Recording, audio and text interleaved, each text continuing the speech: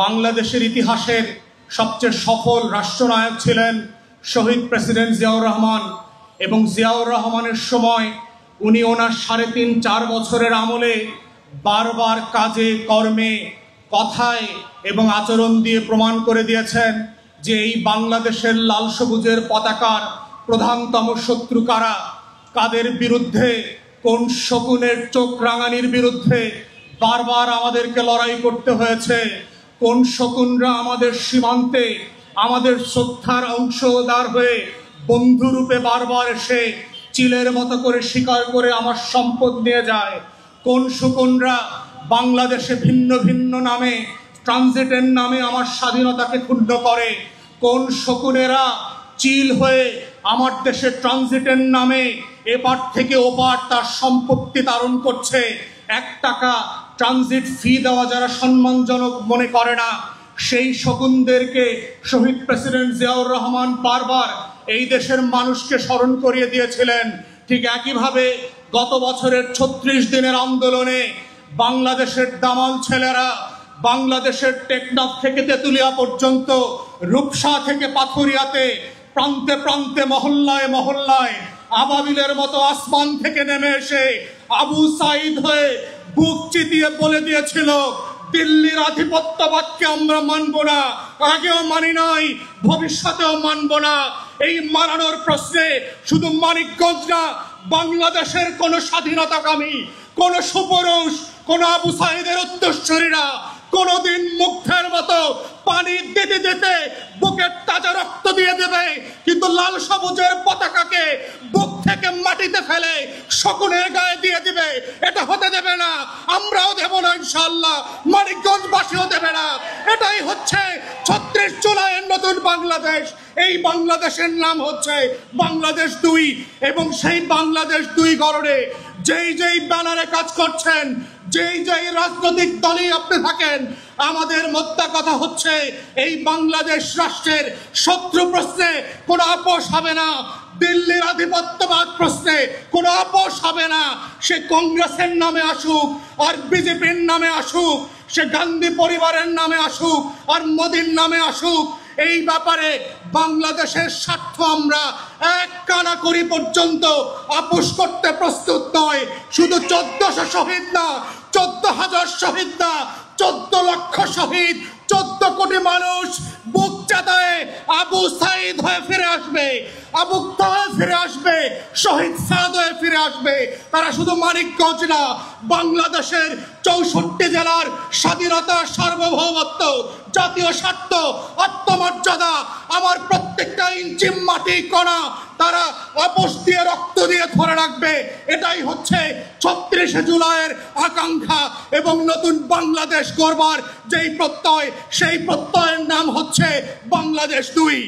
প্রিয় মানিকগঞ্জবাসী,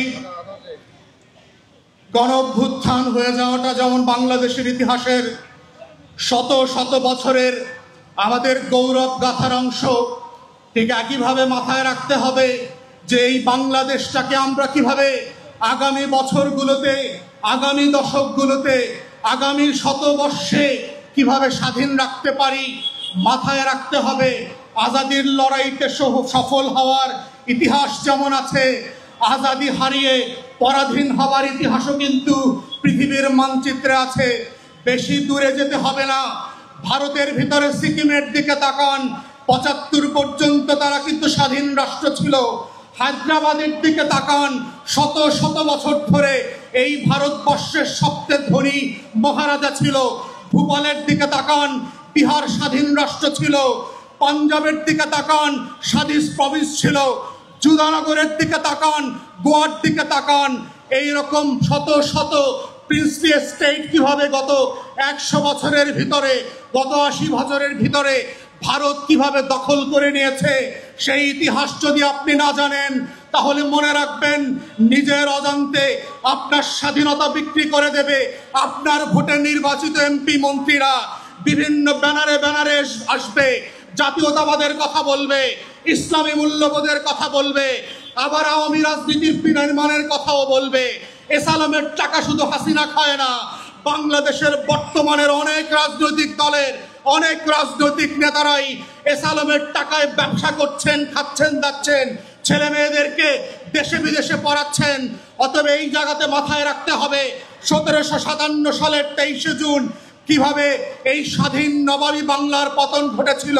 কারা কারা আজকে আমার আপনার মধ্যে বাস করে মির্জাফরের রোল প্লে করছে, কারা কারা আপনার আমার মতো কাপড় পরে উমিচাঁদ আর জগৎ শেঠের রোল প্লে করছে, কারা কারা জাতীয়তাবাদী আর ইসলামী দলগুলোর ভিতরে বাস করে ঘসিটি বেগমের রোল প্লে করছে, কৃষ্ণপদ রায় চৌধুরীর মতো করে বাংলাদেশকে বিক্রি করে দিচ্ছে। এই মানুষগুলোকে চেনাও হচ্ছে গণ অভ্যুত্থানের পক্ষের শক্তি এবং ব্যক্তিদের জন্য জরুরি। যদি আপনি চান বাংলাদেশ হায়দ্রাবাদ না হোক, যদি আপনি চান এই বাংলাদেশ স্বাধীন থাকবে, সিকিম হবে না, ভুটান হবে না, নেপাল হবে না, হায়দ্রাবাদ হবে না, কাশ্মীর হবে না, তাহলে আপনাকেও আপনার সমাজের ঘাপটি মেরে থাকা সেই মির্জাফর আর ঘসিটি বেগমদেরকে, সেই জগৎ শেঠ, রায়দুল্লাহ আর উমিচাঁদদেরকে চিনতে হবে। কারা কারা কোন দলে, তারা আগামী দিনেও আওয়ামী লীগকে নির্বাচনে চায়, জাতীয় পার্টিকে নির্বাচনে চায়, তার মধ্য দিয়ে এসালামের টাকায় আওয়ামী লীগকে পুনর্বাসন করতে চায়, আমাদের 1400 শহীদের রক্তের সাথে গাদ্দারি করতে চায়, শহীদ সাদের রক্তের সাথে বেঈমানি করতে চায়, মুগ্ধের রক্তের সাথে আবু সাঈদ আল নাফিয়ানের রক্তের সাথে গাদ্দারি করতে চায়। সেই গাদ্দারদেরকেও আপনাকে চিনতে হবে। যদি মনে করে থাকেন নীরবে নিভৃতে বাসায় বসে টিভিতে বসে সোফা দেখবেন আর টক শো দেখবেন, দেখতে দেখতে আজাদির পতাকা হারিয়ে যাবে। ঘুম থেকে উঠে দেখবেন ভিন্ন রঙের কাপড় পরে আপনার পুলিশ, আপনার বিডিআর অন্য দেশের মানুষের হয়ে গান গাইছে। টেলিভিশন খুলে দেখবেন জাতীয় সঙ্গীত পরিবর্তন হয়ে গেছে। এইভাবেই দুনিয়াতে শত শত বছরের আজাদির লড়াই পরাধীনতায় পর্যবেসিত হয়েছে। তাই গণ অভ্যুত্থানের পক্ষের শক্তি যারা বাংলাদেশকে ভালোবাসেন, লাল সবুজের পক্ষের মানুষ, আপনাদেরকে মাথায় রাখতে হবে কারা আজকে বিভিন্ন ব্যানারে বিভিন্নভাবে আওয়ামী লীগকে ফিরায় আনতে চায়, এসালামের টাকায় জাতীয় পার্টির নির্বাচন করতে চায়। ওরা বাংলাদেশের মানুষ না, ওরা দিল্লির গোলাম। ও যে পার্টি থেকে আসে, যে ব্যানারে আসে, ও গণ অভ্যুত্থানের শত্রু। ও আমার 1400 শহীদের রক্তের গাদ্দার মির্জাফর আর ঘসিটি বেগম। তাদেরকে কোনোভাবে আগামী দিনের রাজনীতি নির্বাচন করতে আমরা অ্যালাউ করব না। এটাই হচ্ছে গণ অভ্যুত্থানের প্রেরণা, আকাঙ্ক্ষার বাংলাদেশ 2, এবং এটাই হচ্ছে জুলাই সনদ বাস্তবায়নের একমাত্র শর্ত। এবি পার্টির রাজনীতিটা কি? আমরা যারা নতুন করে বলছি, এত দলের ভিড়েও কেন নতুন রাজনৈতিক দলের প্রয়োজন হয়েছে? আমরা কেন বলছি যে পুরাতন বন্দোবস্তের বদলে বাংলাদেশে নতুন রাষ্ট্র কাঠামো গঠন করা দরকার, নতুন রাজনীতির প্রয়োজন হয়ে পড়েছে? তার প্রধানতম কারণ হচ্ছে গণ অভ্যুত্থান। আপনারা জানেন যে পুরাতন রাজনৈতিক বন্দোবস্তের বিরুদ্ধে লড়াই করেই গত বছর আপনারা দলের ব্যানারে এবং দল ছাড়া বৈষম্য বিরোধী ছাত্র আন্দোলনের ডাকে মাঠে নেমে এসেছিলেন, শুধুমাত্র বাংলাদেশের আজাদির প্রশ্নে না, বাংলাদেশকে স্বাধীন রাখার প্রশ্নে এবং এই রাষ্ট্রটাকে রাষ্ট্র বানানোর প্রশ্নে। আপনাদের মনে থাকবার কথা, স্বাধীনতার ঘোষণাপত্রে 1971 সালের 17 এপ্রিল আমাদের প্রবাসী সরকার যেই ঘোষণাপত্র পাঠ করেছিল, সেখানে আমাদের স্বপ্নের রাষ্ট্রের কথা বলা ছিল যে এই রাষ্ট্রটা পরিচালিত হবে কিসের ভিত্তিতে? সাম্য, মানবিক মর্যাদা এবং সামাজিক সুবিচারের উপরে ভিত্তি করে। কিন্তু প্রশ্ন হচ্ছে, এই রাষ্ট্রের পরতে পরতে যদি আপনি তাকান, আপনার বাসা থেকে বের হওয়ার পরে আপনি যে রাস্তায় হাঁটেন, সেই রাস্তাটা কেন আপনাকে অ্যাক্সিডেন্টের দিকে ঠেলে দেয়? কেন বাংলাদেশে প্রতি মাসে 700-800 নাগরিক শুধুমাত্র মোটরসাইকেল অ্যাক্সিডেন্টে মারা যায়? কেন বাংলাদেশে প্রতি বছর লক্ষ লক্ষ মানুষ রোড অ্যাক্সিডেন্টে প্রতিবন্ধী হয়ে যাচ্ছে? কেন বাংলাদেশের এখনো 40-50% মানুষ দারিদ্র সীমার নিচে বাস করে? আপনাদের চারপাশে প্রচুর সরকারি অফিস আছে, কোনো সরকারি অফিসে ঘুষ লেনদেন করা ছাড়া আপনারা কেন সেবা পাচ্ছেন না? আপনার বাড়ির সামনের ড্রেনে ময়লার পানি, বৃষ্টির পানি, সুয়ারেজের পানি একাকার হয়ে যাচ্ছে। আপনার এই মানিকগঞ্জে তো ব্রিটিশ পিরিয়ড থেকে মন্ত্রীরা ছিলেন, প্রত্যেক দলের মন্ত্রী ছিল এই মানিকগঞ্জে। তাহলে কেন মানিকগঞ্জ আজকে অবহেলিত? কেন আপনাদের রাস্তাঘাটের চারপাশ এখনো ভাঙাচোরা অবস্থায় আছে?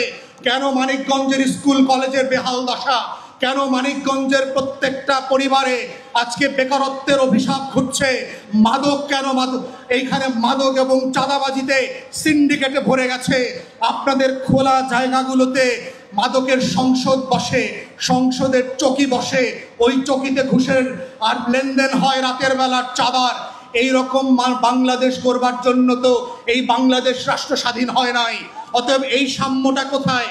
যেই বাংলাদেশে ধনীর ছেলে আরো ধনী হচ্ছে, যেই বাংলাদেশে নেতাদের ছেলেমেয়েরা বিদেশে গিয়ে লেখাপড়া করতে পারে, কিন্তু আমরা কেন আমাদের ছেলে মেয়েদেরকে স্থানীয় ভালো স্কুল কলেজে পড়াতে পারি না? আজকেও দেখবেন বাংলাদেশের বহু রাজনৈতিক দলের নেতারা সিঙ্গাপুরে মাউন্ট এলিজাবেথ হাসপাতালে চিকিৎসা নিচ্ছে, কিন্তু আপনার সদর হাসপাতালে গিয়ে দেখেন, মানিকগঞ্জের সদর হাসপাতালে প্রত্যেকটা সিঁড়িতে কুকুর বিড়ালের পাশে আমার দেশের নাগরিকরা শুয়ে আছে। ন্যূনতম স্বাস্থ্যসেবা নাই। ঢাকা মেডিকেলে যান, যে কোনো জায়গাতে যান, তাহলে 53 বছর পরেও আমার সেই স্বপ্নের স্বাধীনতার সাম্য, মানবিক মর্যাদা এবং সুবিচারের জায়গা কোথায়? আপনি আদালত পাড়ায় যান, অবিচারে মিথ্যা মামলায় মানিকগঞ্জ শুধু না পুরো বাংলাদেশ ছেয়ে গেছে। তাহলে সেই ইনসাফের লড়াই করে যেই বাংলাদেশটা আমরা স্বাধীন করেছি, সেই বাংলাদেশের পরতে পরতে প্রত্যেকটা প্রতিষ্ঠানে কেন বেইনসাফির ঠিকাদারি জমেছে? কেন বকরাবাজদেরকে ছাড়া বাংলাদেশে কোনো ফুটপাতে হাঁটা যায় না? বাংলাদেশে প্রত্যেকটা tempo stand, bus stand, truck স্ট্যান্ডে চাঁদাবাজি, হাটঘাট, মাঠ দখলের যে ইজারা ব্যবসা শুরু হয়েছে, এই ব্যবসার মধ্য দিয়ে যে বাংলাদেশ তৈরি হয়েছে, এই বাংলাদেশের জন্য তো 71-এ আমাদের হাজার হাজার মুক্তিযোদ্ধারা জীবন দেয় নাই, লড়াই করে নাই। 1400 শহীদরা গত বছর 36শে জুলাই করে নাই। তাহলে আমার সেই স্বপ্নের বাংলাদেশটা কোথায়? যেই বাংলাদেশটার জন্য আমাদের রক্তের পরতে পরতে প্রত্যেক দিন আমি আপনি খুঁজি। প্রত্যেকটা সরকারি অফিসে গেলে মনে হবে আপনি ভিনদেশ থেকে এসছেন, এরা আপনার দেশের মানুষ না। টেবিল থেকে ফাইল নড়ে না, এই টেবিল থেকে ওই টেবিলে যায় না। নোট না দিলে, টাকা না দিলে কোনো সেবা পাওয়া যায় না। এই কেমন বাংলাদেশ? সেই বাংলাদেশটা বদলে দেবার যে রাজনীতি, সেই রাজনীতি কি আমরা বলছি সেবা এবং সমস্যা সমাধানের রাজনীতি? যেইটা জনগণের ভোগান্তি সেইটা দূর করবার রাজনীতি হচ্ছে সেবা এবং সমস্যা সমাধানের রাজনীতি। এবং আপনাদের যেটা কষ্ট, আপনাদের যেটা দুঃখ, যেটার জন্য লড়াই করা হচ্ছে এনি পার্টির রাজনীতি। আপনার যেখানে ভোগান্তি, সেই ভোগান্তিকে নিয়ে সরকারের সাথে, রাষ্ট্রের সাথে নেগোশিয়েট করা, ঝগড়া করা, তদবির করা, মিছিল মিটিং করা, সেই রাজনীতির নাম হচ্ছে সেবা এবং সমস্যা সমাধানের রাজনীতি। আমাদের রাজনীতির ভিতরে বংশ পরম্পরার কোনো জায়গা থাকবে না। কৃষকের ছেলে হোক, মুচির ছেলে হোক, হিন্দুর ছেলে হোক আর মুসলমানের মেয়ে হোক, যদি যোগ্য হয়, যেই যেখানে চাকরি পাওয়ার উপযুক্ত, তাকে সেখানে যোগ্যতার ভিত্তিতে চাকরি দিতে হবে। এটাই হচ্ছে নতুন বাংলাদেশের রাজনীতি। নতুন বাংলাদেশের রাজনীতিতে কে ছোট লোকের ছেলে আর কেউ বড় লোকের ছেলে, কে রাজবংশের ছেলে আর কেউ ফকিরের ছেলে, কে গুলশান বনানীতে বড় হয়েছে আর কে বস্তিতে বড় হয়েছে, সেটা কোনো গ্রহণযোগ্য মাপকাঠি হবে না। 53 বছর পরে এসে কেউ মাদ্রাসার ছেলে মেয়েদেরকে, দাড়িওয়ালা টুপিওয়ালা মানুষদেরকে ধরে নিয়ে রাতের বেলায় জঙ্গি নাটক সাজিয়ে হাজারে হাজারে শত শত খুন খারাপি করা, রাস্তা পেশে লাশ পানিতে ফেলে দেওয়া, জানাজা হইতে না পারা, সেই বাংলাদেশ আমরা আর ফেরত আনতে দেব না। এই বাংলাদেশে যে নামে যে রাজনীতি করতে চান করতে পারবেন। গণতন্ত্রের মূল্যবোধ মেনে সবাই সবার সমালোচনা করবেন, প্রতিপক্ষের যুক্তি তর্ক দিয়ে প্রতিপক্ষকে হারাতে হবে, কিন্তু গণতন্ত্রের মূল্যবোধের বাইরে কাউকে স্ল্যাং বলা, অপদস্থ করা, কোনো মিথ্যা ভাষা দিয়ে, অশ্রাব্য ভাষা দিয়ে, নিউ ইয়র্কে যেটা ছাত্রলীগ যুবলীগ নামক বদমাইশরা করেছে, এই ভাষার রাজনীতি বাংলাদেশে আমরা দেখতে চাই না। আমরা গণতন্ত্রের রাজনীতি দেখতে চাই। সব রাজনৈতিক দল গণ অভ্যুত্থানের পক্ষের শক্তিগুলো মেনে আমরা সেই বাংলাদেশ করব এবং সেই বাংলাদেশটা করতে হবে। সাম্প্রতিক সময়ে ঐকমত্য কমিশনে আমরা সবাই আলোচনা করে যে জুলাই সনদ তৈরি করেছি, সেই সনদ বাস্তবায়নের মধ্য দিয়ে যেই সনদের মধ্য দিয়েই বাস্তবায়নের মধ্য দিয়ে আগামী গণ অভ্যুত্থানের বাংলাদেশটা বিনির্মিত হবে, যেই সনদের ভিত্তিতে আগামী ফেব্রুয়ারিতে নির্বাচন হবে, সংসদ গঠিত